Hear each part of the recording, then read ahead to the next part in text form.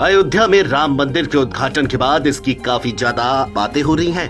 मंदिर एक आस्था की जगह होने के साथ साथ वियतनाम से लेकर अबू धाबी तक भारत की सॉफ्ट पावर डिप्लोमेसी के लिए एक टूल की तरह भी काम करते रहे हैं। भारतीय विदेश नीति में मंदिरों ने एक दिलचस्प और अहम भूमिका निभाई है। मंदिरों ने भारत को दक्षिण पूर्व एशिया में नए राजनयिक संबंध खोलने की अनुमति दी है, तो भारत की सॉफ्ट पावर को बढ़ावा देने के लिए भी मंदिरों का इस्तेमाल हुआ है। मंदिर कूटनीति ने दक्षिण पूर्व एशिया तक भारत की कूटनीतिक पहुँच में महत्वपूर्ण भूमिका निभाई है। 1990 के दशक में शीत युद्ध खत्म होने के बाद भारत को नए राजनीतिक साझेदारों की तलाश थी। इस तलाश ने भारत को दक्षिण पूर्व एशिया की ओर रुख करने के लिए मजबूर किया और इन देशों से जुड़ने के लिए भारत ने संस्कृति पर भरोसा किया। दक्षिण पूर्व एशिया के साथ भारत ने हिंदू और बौद्ध धर्म की अपनी साझा विरासत पर ध्यान केंद्रित किया।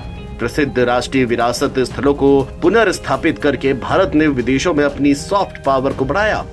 1986 में भारत कंबोडिया के प्रतिष्ठित अंगकोर वाट मंदिर के जीर्णोद्धार के लिए सहमत हुआ। इसके बाद भारत ने 12वीं शताब्दी के बौद्ध प्रोम मंदिर का जीर्णोद्धार किया। वियतनाम में भारत 2014 में हिंदू मंदिरों के संरक्षण पर सहमत हुआ। वहीं म्यांमार में क्षतिग्रस्त बागान पैगोडा को भारतीय मदद से बहाल किया गया। दक्षिण पूर्व एशिया जाने वाला लगभग हर भारतीय राजनेता भारत द्वारा पुनर्स्थापित मंदिरों का दौरा जरूर करता है। मंदिर पड़ोसी देशों में भी भारतीय सॉफ्ट पावर के लिए भी एक टूल है। श्रीलंका में भारत ने तिरुकेथीश्वरम मंदिर के जीर्णोद्धार में मदद की। ये मंदिर दोनों देशों में तमिलों को सांस्कृतिक रूप से जोड़ता है। श्रीलंका में 1 साल तक चले गृह युद्ध के कारण ये मंदिर क्षतिग्रस्त हो गया था। भारत ने बांग्लादेश में मंदिरों के जीर्णोद्धार और भूटान में बौद्ध मठों के निर्माण में भी सक्रिय भूमिका निभाई है।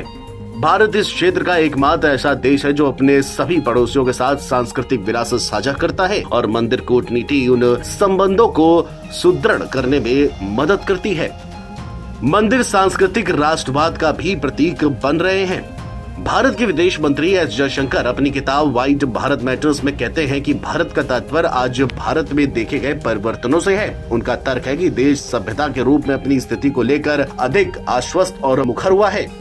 उस सांस्कृतिक आत्मविश्वास ने भारत की विदेश नीति को बदल दिया है। इसीलिए विदेशों में मंदिर जैसे सांस्कृतिक प्रतीक तेजी से भारतीय संस्कृति के प्रसार और उत्थान का संकेत बन रहे हैं। और इसी का असर है कि प्रधानमंत्री मोदी फरवरी में BAPS मंदिर के उद्घाटन में मुस्लिम देश UAE के अबू धाबी शहर जाएंगे। डॉक्टर जयशंकर ने किताब में बताया कि भारत सरकार कैसे विदेशों में हिंदू मंदिरों का कायाकल्प कर रही है।